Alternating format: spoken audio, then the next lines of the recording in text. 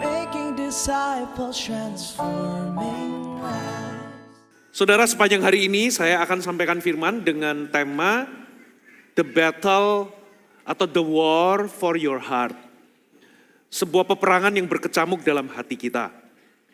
Di ibadah pertama, Anda perlu dengarkan pesan ini, saudara.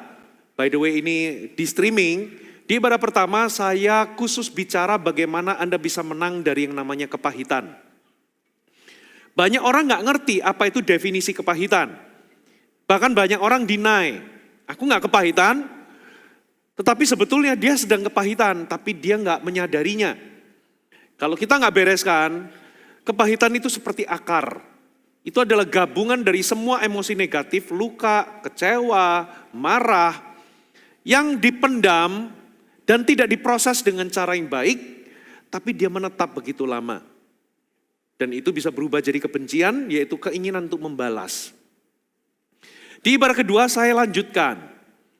Yesus pernah memberikan sebuah peringatan kepada murid-muridnya. Tidak mungkin tidak ada penyesatan.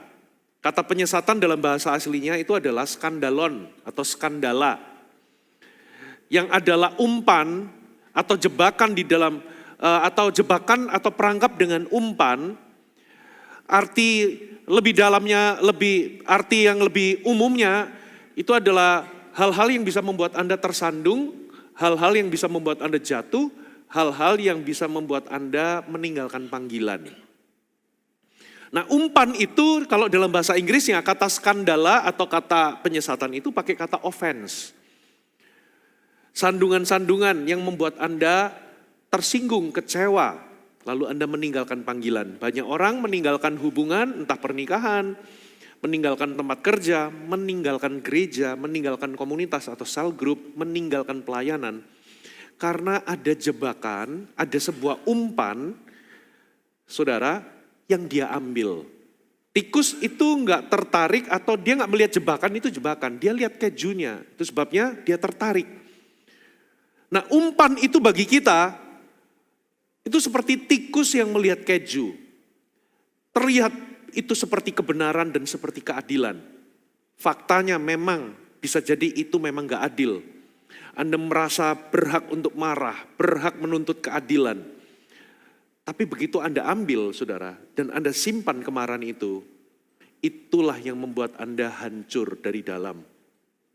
Jadi bukan jebakannya yang mematikan, bukan umpannya yang membuat Anda hancur, tapi keputusan untuk Anda mengambil umpan tersebut, itulah yang membuat Anda hancur. Saudara, di ibarat ketiga ini saya lanjutkan. Akar dari banyak kekecewaan, akar dari banyak luka, itu namanya entitlement. Ibadah keempat, saya lanjutkan tentang disappointment. Banyak orang itu bersembunyi di balik sebuah kalimat, kita kan gak boleh kecewa, kita kan harus mengasihi. Padahal dia kecewa. Dengan kata lain, selama kita hidup, saudara, kekecewaan itu mungkin bisa terjadi. Tapi Tuhan tidak ingin kita tinggal di dalam kekecewaan. Kita akan belajar dari Yusuf. Yusuf itu mengalami 5 jenis kekecewaan yang sering manusia alami dalam interaksinya dengan sesama. Dan bagaimana Yusuf memenangkannya. Di ibadah terakhir, saya khusus ngomong tentang insecurity. Raja Saul adalah seseorang yang diurapi, seseorang yang punya power, punya kekuasaan. Tetapi destininya hancur, hidupnya tragis, dia ditolak Tuhan, dan ujung-ujungnya dia terobsesi untuk membunuh Daud yang sangat setia dan loyal sebetulnya kepada Saul. Bahkan sampai matinya Saul, Daud itu tetap loyal. Tapi mengapa dia itu akhirnya tragis? Karena sekalipun dia punya power, tapi dia nggak bisa mengatasi perasaan insecure-nya. Dari mana asalnya? Bagaimana kita bisa menang? Saya akan bagikan itu di ibadah kelima. Sehingga satu hari ini adalah paket lengkap bagaimana kita bisa menang terhadap pergumulan atau peperangan, perjuangan yang timbul di dalam hati kita. Amin, saudara. Coba kita langsung aja buka firman Tuhan. Saudara, kita buka di Matius pasal yang ke-20. Ini cukup banyak ayatnya. Kita baca mulai ayat 1 sampai ayat yang ke-16. Perikopnya judulnya, perumpamaan tentang orang-orang upahan di kebun anggur. Adapun hal kerajaan sorga, sama seperti seorang tuan rumah yang pagi-pagi benar keluar mencari pekerja-pekerja untuk kebun anggurnya. Setelah ia sepakat dengan pekerja-pekerja itu mengenai upah sedinar sehari, ia menyuruh mereka ke kebun anggurnya. Kira-kira pukul 9 pagi ia keluar pula. Dan dilihatnya ada lagi orang-orang lain menganggur di pasar. Katanya kepada mereka, pergi jugalah kamu ke kebun anggurku, dan apa yang pantas akan kuberikan kepadamu. Dan mereka pun pergi. Kira-kira pukul 12 dan pukul 3 petang, ia keluar pula dan melakukan sama seperti tadi. Kira-kira pukul 5 petang, ia keluar lagi dan mendapati orang-orang lain pula. Lalu katanya kepada mereka, mengapa kamu menganggur saja di sini sepanjang hari? Kata mereka kepadanya, karena tidak ada orang mengupah kami. Katanya kepada mereka, pergi jugalah kamu ke kebun anggurku. Ketika hari malam Tuan itu berkata kepada mandurnya, panggillah pekerja-pekerja itu dan bayarkan upah mereka. Mulai dengan, ternyata bukan yang paling pagi. Mulai dengan, apa saudara kita baca sama-sama? Mereka yang masuk terakhir, hingga mereka yang masuk terdahulu. Maka datanglah mereka yang mulai bekerja kira-kira pukul 5, dan mereka menerima masing-masing 1 dinar. Kemudian datanglah mereka yang masuk terdahulu, sangkanya mereka akan mendapat lebih banyak. Tetapi mereka pun menerima masing-masing 1 dinar juga. Ketika mereka menerimanya, mereka bersungut-sungut, mereka protes kepada tuan itu. Katanya, mereka yang masuk terakhir ini hanya bekerja 1 jam. Dan engkau menyamakan mereka dengan kami yang sehari suntuk. Katakan sehari suntuk. Jadi ini bukan semalam suntuk, saudara. Sehari suntuk dikatakan apa? Bekerja berat. Dan menanggung panas terik matahari. Enak aja. Yang kamu rekrut jam 5 sore. Itu cuman kerja 1 jam. Nggak panas-panasan. Kerjanya juga sedikit. Tapi mengapa engkau menyamakan kami dengan mereka yang bekerja jam 5 sore. Tetapi Tuhan itu menjawab seorang dari mereka, saudara, aku tidak berlaku tidak adil terhadap engkau. Bukankah kita telah sepakat sedinar sehari? Ambillah bagianmu dan pergilah.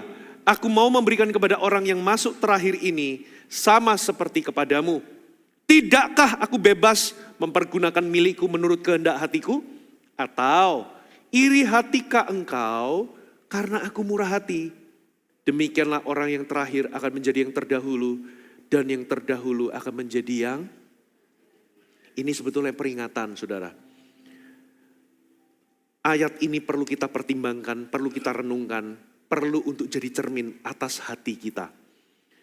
Tidak peduli sedewasa Anda, sesedewasa apa Anda secara rohani. Tidak peduli berapa lama Anda jadi orang Kristen, berapa lama Anda melayani, tidak peduli saudara, seberapa jauh Anda sudah melangkah bersama dengan Tuhan. Anda bisa jatuh di dalam kekecewaan karena sikap yang namanya entitlement. Makanya Alkitab katakan, yang terdahulu malah jadi terkemudian.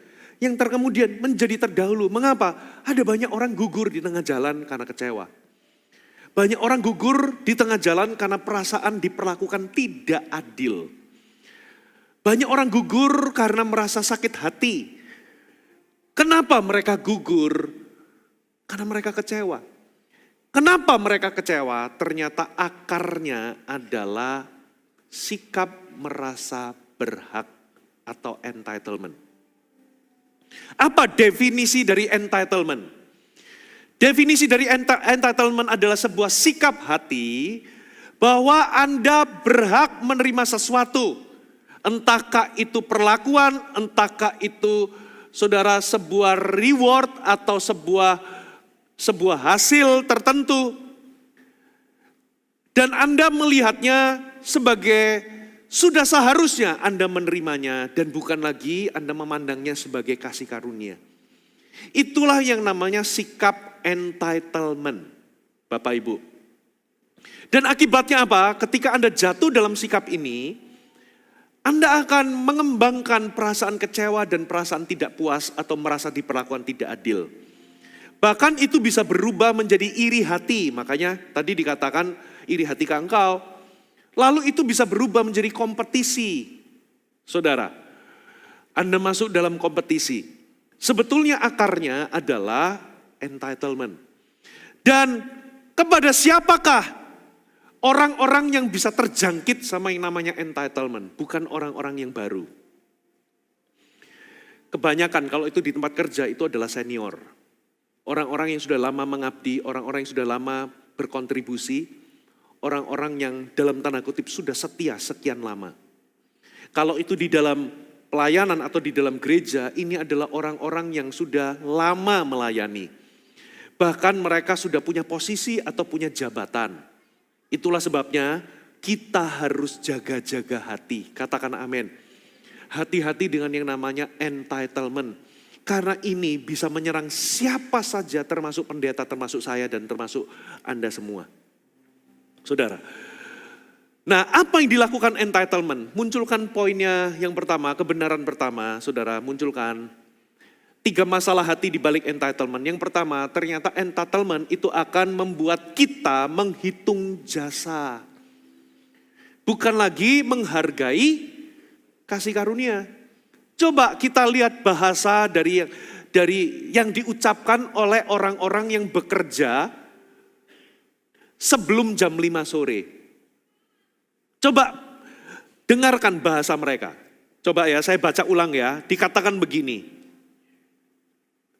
Kemudian datanglah mereka yang masuk terdahulu, sangkanya mereka mendapat lebih banyak, tapi mereka menerima masing-masing 1 dinar. Ketika mereka menerima, mereka bersungut-sungut kepada Tuhan. Katanya, perhatikan.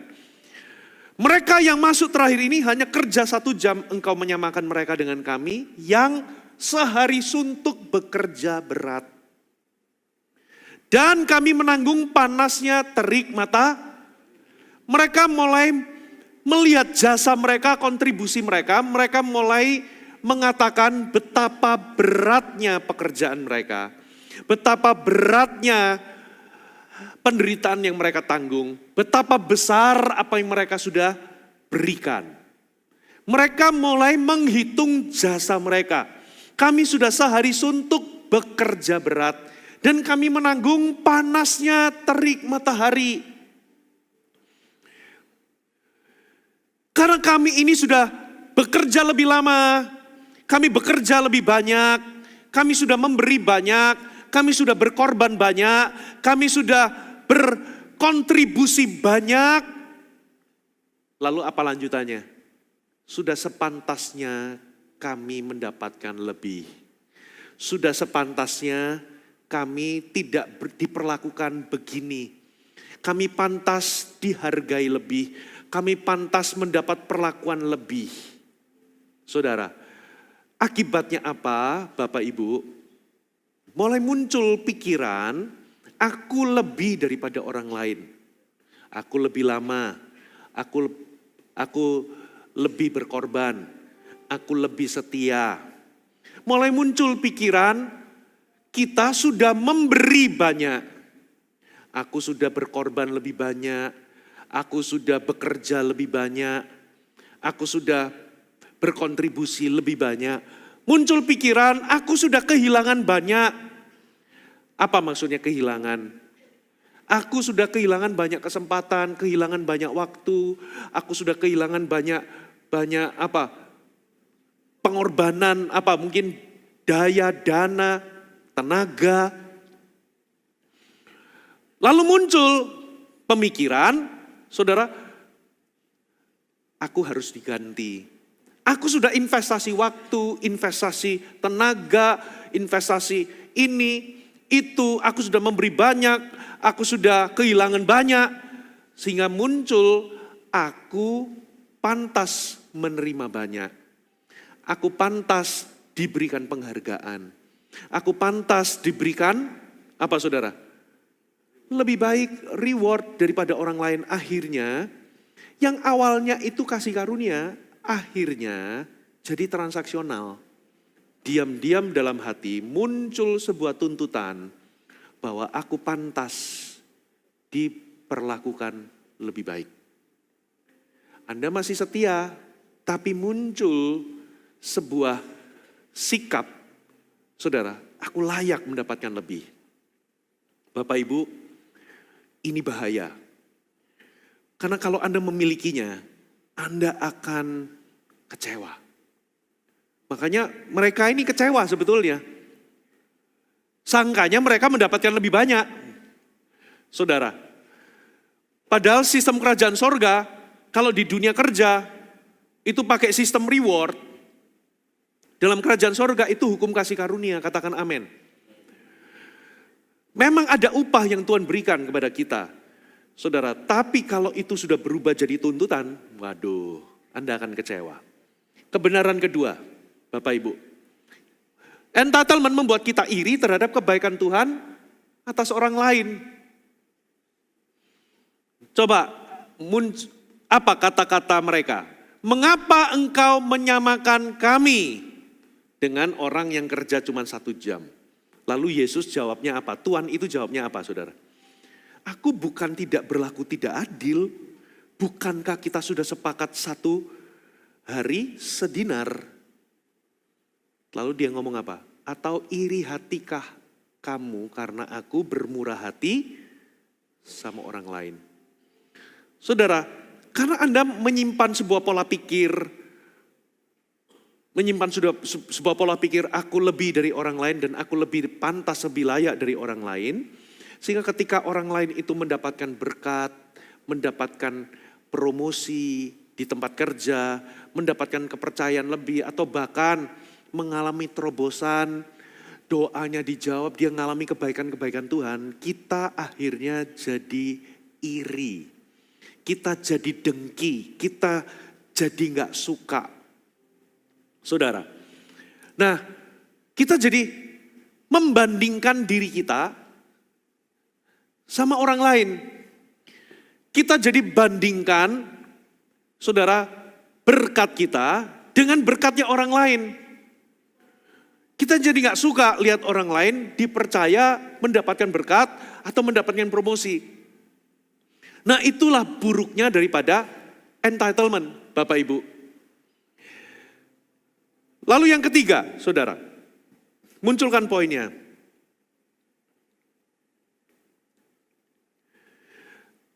Entitlement membuat kita lupa bahwa dipanggil saja sudah merupakan anugerah.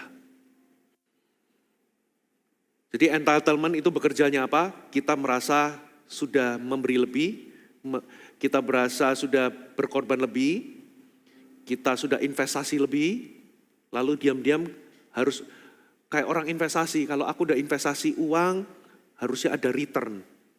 Betul nggak? Harus ada ROI-nya.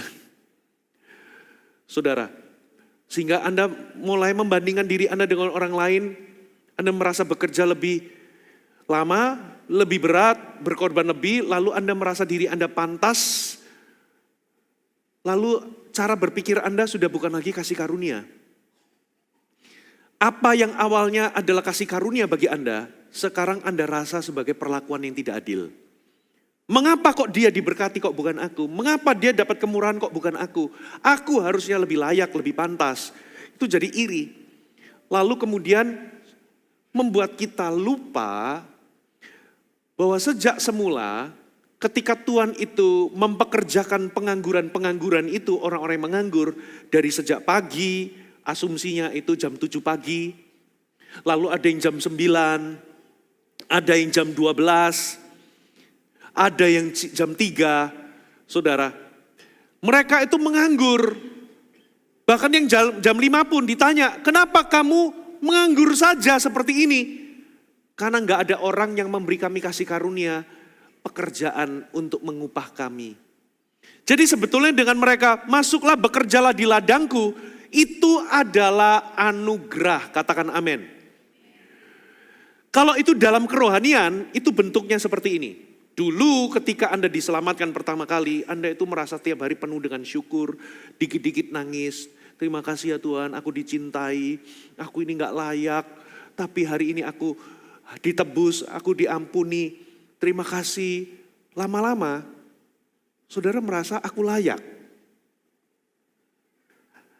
Awalnya Anda merasa gak layak menerima kasih karunia. Tapi sekarang Anda merasa bahwa ketika Anda sudah mulai belajar taat, Anda mulai melayani di satu titik. Jadi transaksional. Anda merasa pantas diberkati. Anda merasa layak untuk diberkati. Sehingga beberapa orang Anda sampai satu titik. Anda mau tinggalkan Tuhan.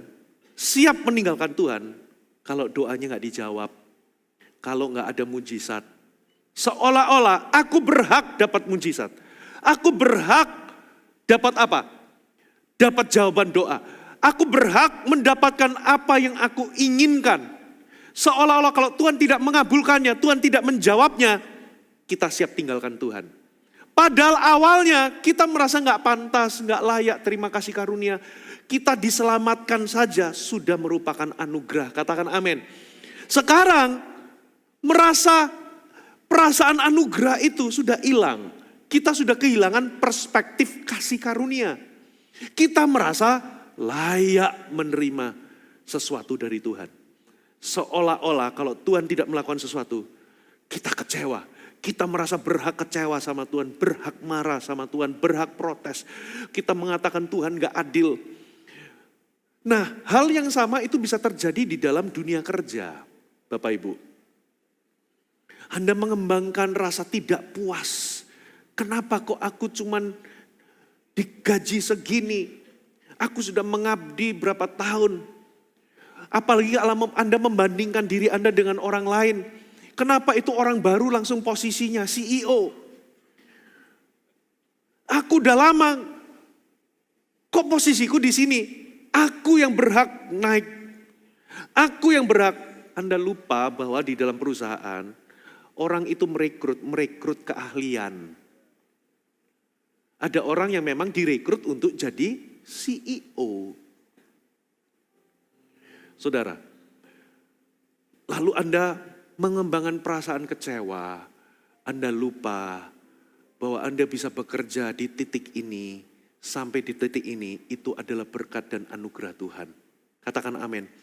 Tapi Anda sudah kehilangan perspektif karunia, kasih karunia itu. Anda setiap hari merasa diperlakukan gak adil oleh Tuhan, oleh perusahaan, oleh pimpinan. Sehingga Anda mengembangkan rasa tidak puas. Bapak Ibu, akar kekecewaan Anda adalah entitlement. Di dalam pelayanan bisa juga terjadi, Bapak Ibu. Dulu Anda merasa ini privilege, aku melayani itu anugerah. Terima kasih atas kepercayaan yang diberi. Tapi begitu ada orang lain dikasih kepercayaan yang sama. Loh, aku udah lebih lama. Kok aku gak diangkat-angkat, dia malah sama posisinya sama saya. Anda mulai kehilangan perspektif kasih karunia. Bahkan ada beberapa orang yang lebih baru, dia diangkat di dalam posisi yang mungkin lebih tinggi daripada saudara. Anda mulai kehilangan perspektif kasih karunia. Anda merasa bahwa akulah yang berhak di posisi itu. Bahwa Anda kehilangan perspektif bahwa Anda hari ini melayani pun itu adalah anugerah. Katakan amin. Dan memang, saudara, panggilan orang, tiap-tiap orang itu berbeda-beda. Tidak semua jadi gembala regional. Tidak semua jadi gembala senior. Saya sampai seumur hidup, saya akan tetap mungkin jadi gembala regional, sudah gak jadi apa-apa lagi. Gak ada naik lagi, gak ada. Beberapa orang pelayanannya itu jadi apa saudara?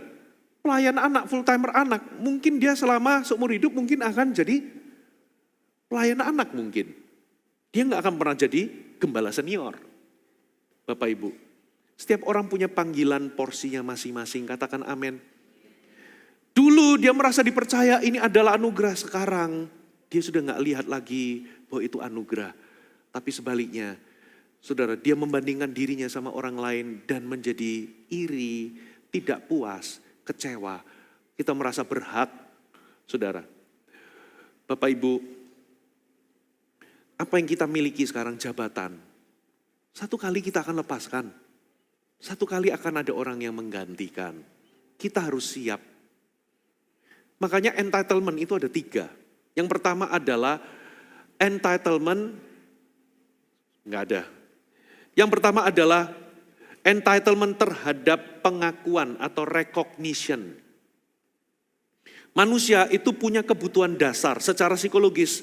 Setiap kita itu punya kebutuhan dasar untuk dihargai atau diakui. Ini namanya need of validation. Setiap orang itu punya kebutuhan untuk dihargai, diakui.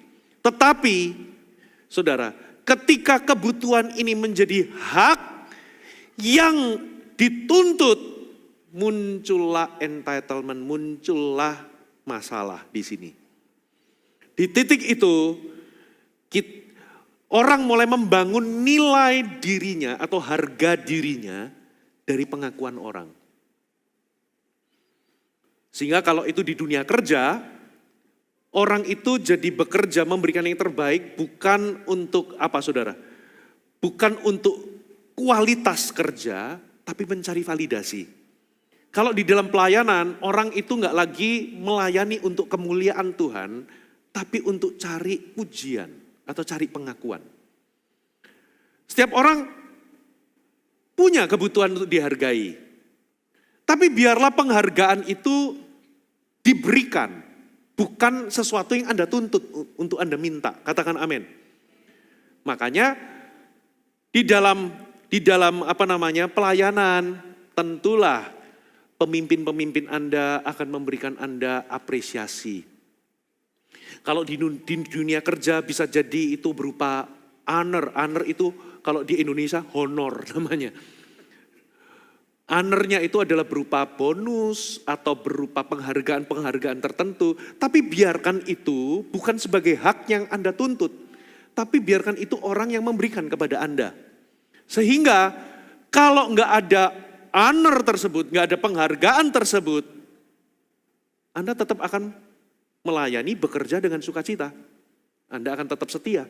Tapi kalau sudah menjadi hak yang Anda tuntut, Anda akan kecewa ketika Anda tidak mendapatkannya atau orang tidak memberikannya kepada saudara. Bapak Ibu, makanya dalam pelayanan bersyukur kalau ada pemimpin yang good job. I appreciate, saya menghargai apa yang Anda lakukan. Dinotis apa yang Anda lakukan. Bersyukur kalau ada pemimpin seperti itu, tapi jangan nuntut. Katakan amin. Karena kalau itu jadi tuntutan, begitu pemimpin Anda gak senyum aja, udah gak senyum aja. Pulang kebaktian, bukannya memberikan apresiasi, buru-buru, gak senyum, bahkan gak melihat Anda. Waduh, langsung kecewa. Pemimpinku tidak menghargaiku. Pemimpinku tidak menghargai kontribusiku. Pemimpinku tidak melihat perjuanganku, pengorbananku. Karena itu sudah jadi apa saudara? Tuntutan. Jadi biarkan orang memberikannya. Mau ada nggak ada, saudara, Anda tetap bersyukur dan tetap penuh sukacita. Katakan amin. Yang kedua itu adalah entitlement terhadap yang namanya posisi atau the entitlement of position. Saudara, dalam psikologi kepemimpinan ada yang namanya power attachment, yaitu atau status attachment, yaitu keterikatan emosional terhadap jabatan atau posisi. Sehingga orang mulai merasa bahwa posisi itu adalah miliknya. Ia pantas untuk pegang posisi, pegang kendali atau pantas untuk memimpin. Orang lain tidak boleh dan tidak layak menggantikannya. Akibatnya apa dalam organisasi? Muncul politiknya nggak sehat. Orang-orang yang merasa bahwa itu posisi miliknya biasanya akan merasa terancam kalau ada orang yang bersinar. Dia nggak mengembangkan orang-orang di bawahnya. Saudara, dia mulai mengamankan posisinya, wilayahnya, dan apalagi ada yang berebut posisi, mempertahankan kekuasaan. Jadi dia merasa bahwa kekuasaan itu ada di tangannya. Saudara, Anda harus camkan dalam hati, posisi itu adalah kepercayaan dan tidak selamanya akan di tangan kita. Sampai kapanpun akan diganti. Oh tapi saya pemilik perusahaan. Sampai satu titik, saudara. Entah karena Anda sudah tua atau entah Anda meninggalkan dunia ini, tetap yang namanya posisi itu akan Anda lepaskan ke orang lain.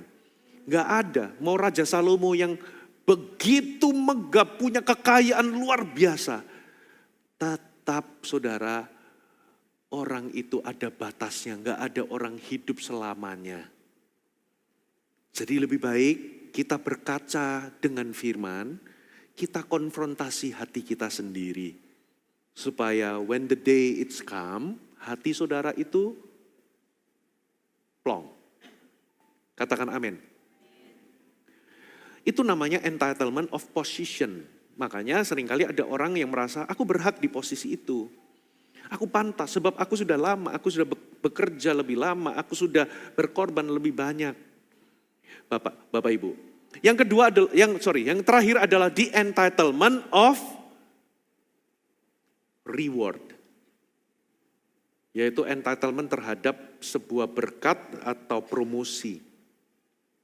Saya sudah lama di sini, saya sudah bekerja lebih banyak, seharusnya saya yang menerimakan reward itu atau promosi itu. Saudara, akibatnya apa? Ketika orang lain mendapatkan kesempatan lebih besar, kita jadi iri hati, kita jadi kecewa, kepahitan, dan merasa diperlakukan tidak adil. Bapak Ibu. Nah, ini 3 bentuk entitlement yang terbanyak yang seringkali kita alami. Nah, sekarang pertanyaannya, bagaimana saya bisa menang dari entitlement? Dengan cepat, saudara. Yang pertama, hiduplah dalam kesadaran kasih karunia setiap hari. Amin. Jangan lupa bahwa segala sesuatu itu kasih karunia. Coba kita baca satu ayat, 1 Korintus 15 ayat 10. 1 Korintus 15 ayat 10. Tetapi karena kasih karunia Allah, aku adalah sebagaimana aku ada sekarang. Jadi hari ini, dimanapun posisi Anda, di titik apa posisi Anda, selalu ingatkan diri Anda, aku sebagaimana aku ada sekarang adalah karena kasih karunia. Katakan amin. Sekalipun hari ini mungkin Anda masih ngontrak sewa rumah, selalu ngomong aku bisa sewa rumah, itu karena kasih karunia. Belum punya rumah nih, masih bisanya sewa rumah, tapi Anda berkata, aku di titik ini semua karena anugerah. Katakan amin. Lalu lanjutkan ayatnya, munculkan. Dan kasih karunia yang dianugerahkannya kepadaku tidak sia-sia, sebaliknya aku telah bekerja lebih keras. Perhatikan, daripada mereka semua, perhatikan kata bekerja lebih keras. Ya, lihat Paulus ngomong, aku bekerja lebih keras daripada semua orang. Mirip gak dengan pekerja-pekerja yang tadi terdahulu, direkrut terdahulu. Kami bekerja sehari suntuk, bekerja berat, kami menanggung panasnya terik matahari, betul ya? Tapi kalimatnya gak berhenti di situ. Ada kata-kata tetapi bukannya melainkan kasih karunia Allah yang menyertai aku. Ini bukan entitlement, ini sadar kasih karunia. Kalaupun hari ini aku berhasil, kalaupun hari ini aku bekerja lebih keras, kalaupun hari ini aku bisa berkorban lebih banyak, hari ini aku bisa setia melayani. Semua bukan karena aku pantas, semua bukan karena aku layak, semua bukan karena aku hebat. Tapi itu semua juga karena kasih karunia yang bekerja pada diriku. Jadi Anda gak boleh tinggalkan kacamata ini.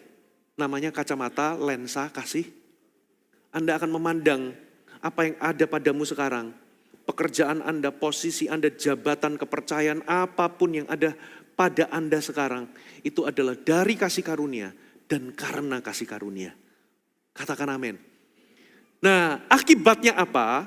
Ketika Rasul Paulus berkata, aku ada di titik ini bukan karena aku hebat, bukan karena aku berkorban banyak, tapi semua karena kasih karunia. Dia nggak akan menuntut, dia nggak akan merasa diperlakukan tidak adil, dia nggak akan kecewa. Yang ada cuman ucapan syukur. Amin. Saudara, Anda akan bebas dari iri hati, kompetisi atau persaingan.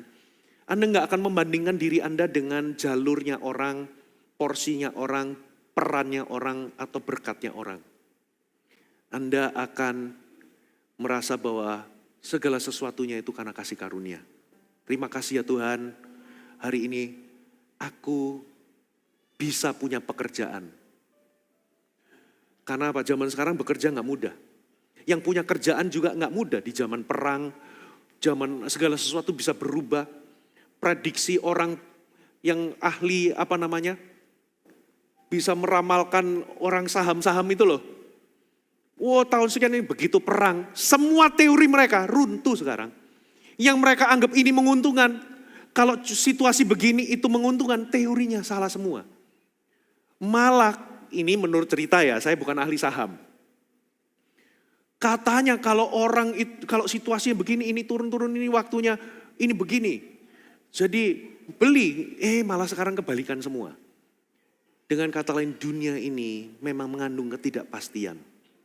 Kalau Anda hari ini bisa bekerja, itu kasih karunia. Katakan amin. Yang kerja pun kesusahan, apalagi yang gak kerja. Makanya kalau hari ini Anda bekerja di sebuah perusahaan, saudara, dan Anda merasa kecewa, gak puas karena ada perasaan entitled, Anda merasa diperlakukan gak adil, koreksi hati Anda, mulai syukuri pekerjaan Anda. Katakan amin.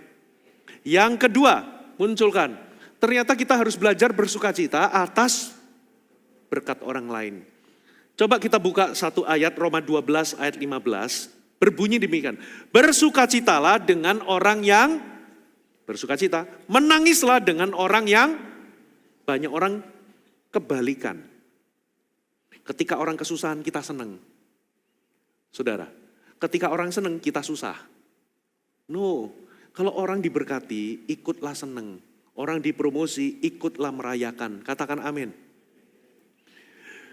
Jangan lihat orang jatuh dari posisi kita seneng. No, bersedihlah dengan orang yang mengalami kesusahan. Tapi juga ikutlah bersukacita ketika orang mendapatkan berkat. Karena dengan demikian, Anda itu sedang membesarkan kapasitas hati untuk Anda menerima berkat yang sama. Coba terjemahannya apa? Kalau ada orang terima promosi, Anda gak suka. Tuhan ngomong, oh dia berarti gak suka promosi. Ada orang diberkati, Anda gak suka. Terjemahannya apa? Oh orang ini gak suka diberkati. Ya udah gak usah diberkati deh. Saudara. Tapi kalau Anda lihat ada orang diberkati, Anda ikut senang merayakan. Oh Tuhan ngomong berarti dia senang untuk diberkati. Anda akan diberkati. Amin saudara. Yang terakhir, yang ke berapa ini? Ketiga. Kembalilah kepada hati hamba. Apa maksudnya? Coba kita buka Lukas, saudara, pasal 17. Lukas 17, ayat yang ke-7 sampai ayat yang ke-10.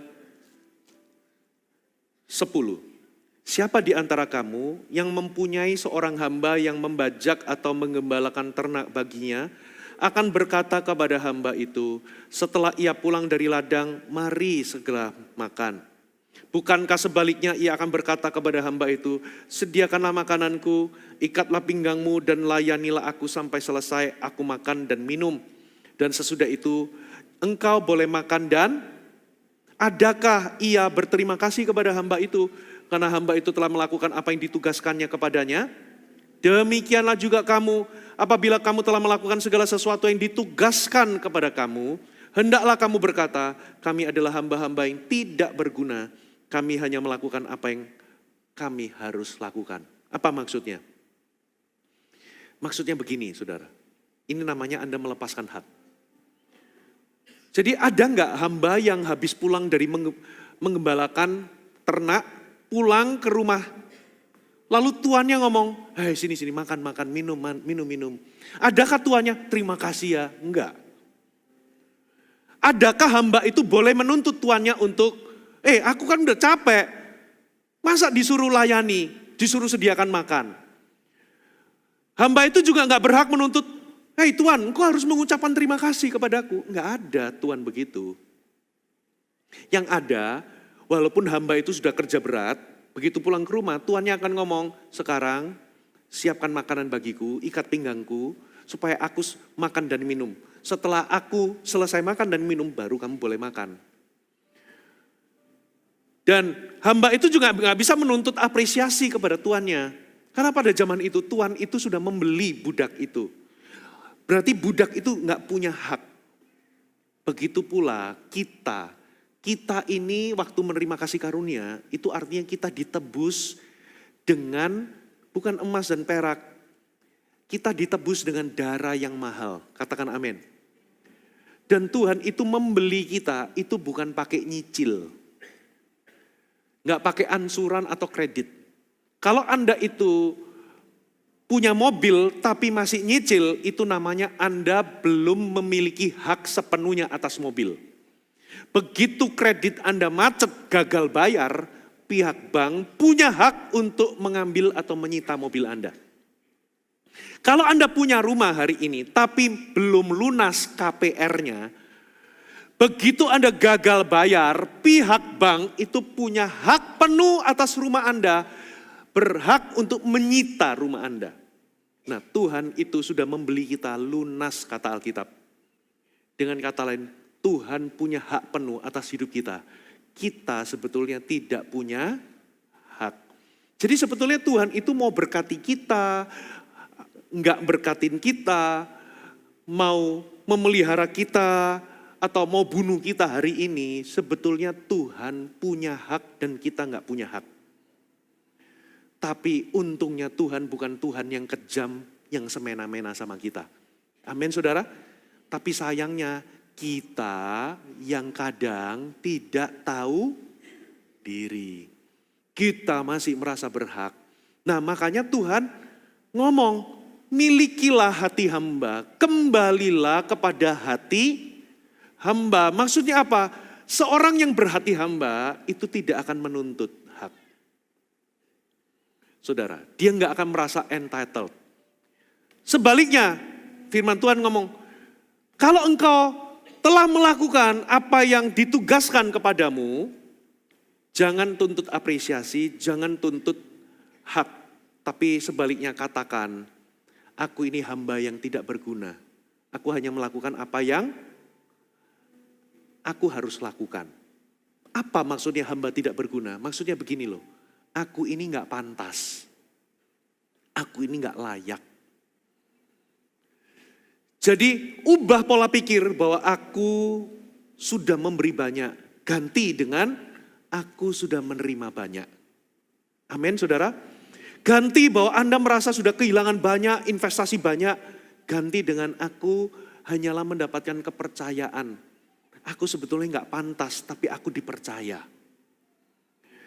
Ganti pikiran aku berhak dapat perlakuan istimewa. Berhak mendapatkan berkat lebih.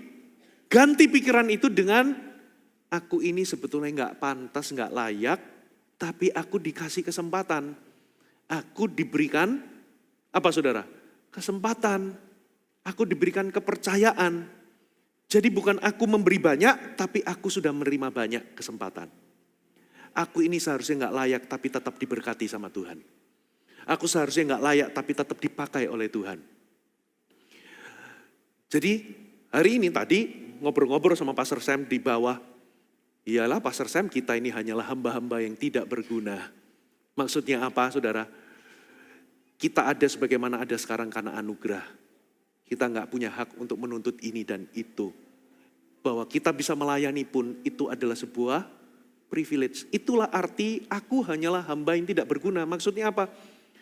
Dia tahu diri bahwa dirinya itu sudah dikasih makan, dipelihara, dikasih kerjaan. Itu sebetulnya dia menganggap aku ini sebetulnya nggak pantas menerima berkat ini. Aku menerima anugerah dari Tuhan. Jadi dia nggak ada yang namanya perasaan entitled. Aku sudah bekerja berat di ladang, aku berhak mendapatkan apa yang aku mau, berhak mendapatkan apresiasi, rasa terima kasih, nggak ada. Sebaliknya, aku sebetulnya nggak pantas, tapi sudah diberi anugerah banyak. Dengan cara demikian, Anda akan terhindar dari kekecewaan, terhindar dari iri hati, terhindar dari kompetisi. Dan Anda bisa melayani dengan apa saudara? Bekerja di tempat kerja Anda bisa hidup, bahkan Anda bisa melayani dengan apa saudara? Tanpa beban. Hati saudara penuh sukacita. Bangkit berdiri sama-sama.